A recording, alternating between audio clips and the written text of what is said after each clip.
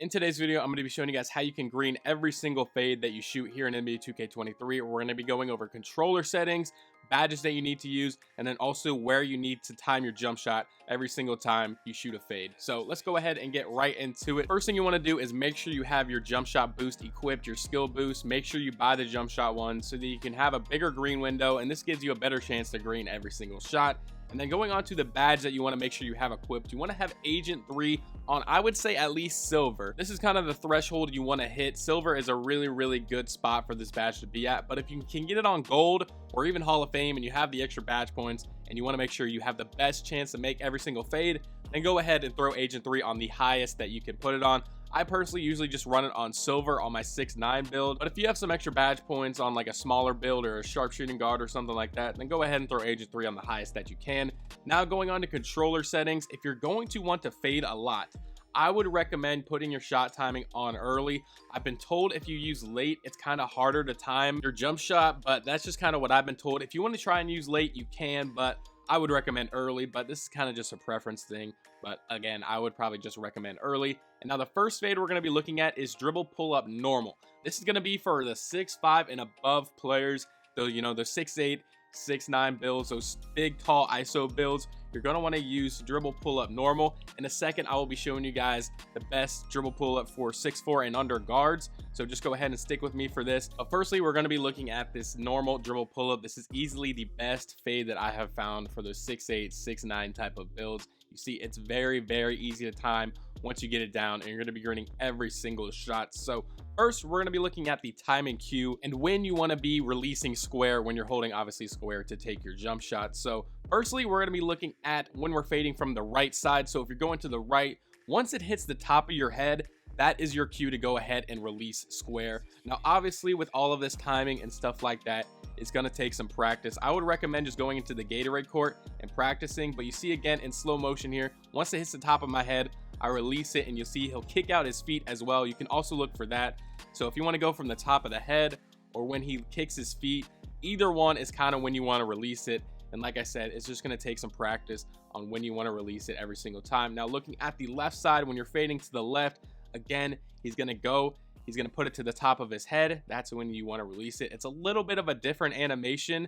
It's a little bit faster, I would say, when you're going to your left than when you're going to your right. If you're going to your right, you kind of have to hold it a little bit longer, just that, you know, that extra little second or millisecond to give you that green. But again, fading to the left, he kicks his feet out, the ball is at the top of his head, and that is when you want to go ahead and release square. Now if you are using late, obviously you might have to wait another couple second or so, probably another millisecond, and that'll probably give you the best green window possible when you're taking this fade.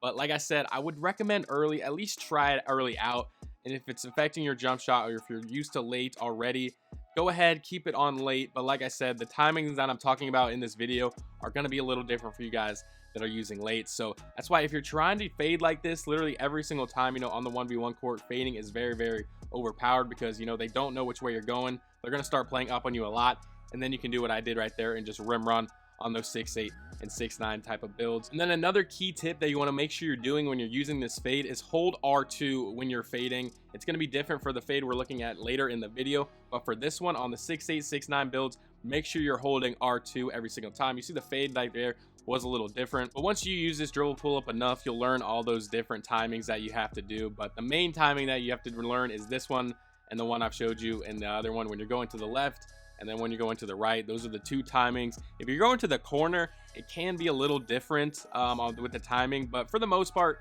it's pretty much the same thing, and it's going to be the same exact release every single time that we were talking about. And like I said, if you want to go ahead and practice it, if you're on next gen, I would recommend going to the Gatorade facility because that is going to be the same timing as the park. It's a little bit different here in the theater, as you guys may or may not know. The timing in the theater can be a little different from the park, but if you're on next gen, I would definitely recommend going to the Gatorade facility.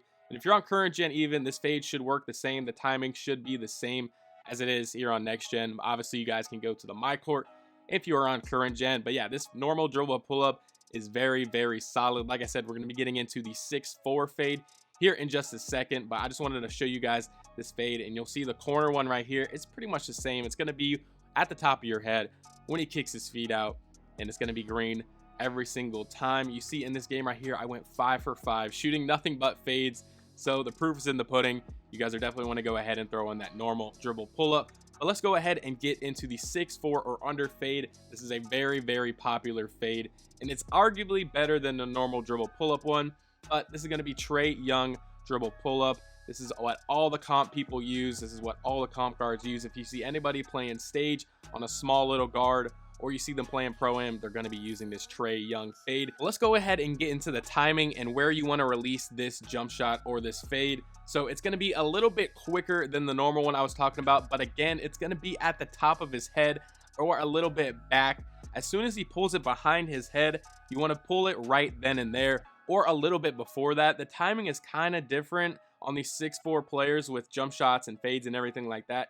It's a lot quicker, but you see right there, right when he kind of puts it back behind his head, that's when I found is the best. You see right there, his hands go back a little bit, and then that's when you want to go ahead and release it. Again, if you're on late, you want to release it a little bit later than that, obviously. But yeah, this fade is really, really solid. It's very easy to time. I barely play on this 6'4" player, and it took me like a game or two to get used to it in the theater here. So it's a very, very easy fade to time. And then again, going to the right side here, it's going to be a little different. This one, you can get to see when his right foot kicks out. Obviously, I'm right-handed, so if you are left-handed, this is kind of be opposite of what I'm talking about.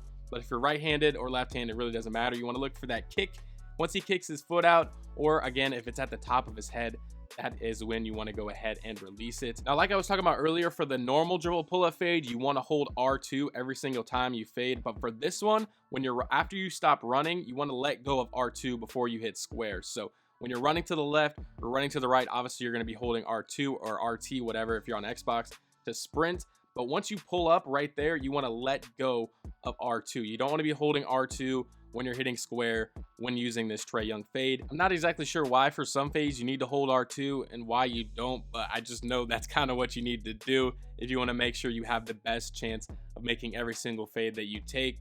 But yeah, that's going to go ahead and wrap up this video. I hope you guys all did enjoy. I hope you learned something. If you have any questions, let me know down below in the comments. If you have any video suggestions on what you need help with, you know, fading, getting open, dribbling, let me know down below in the comments, and I'll go ahead and drop a video for you guys. I like dropping these tip videos.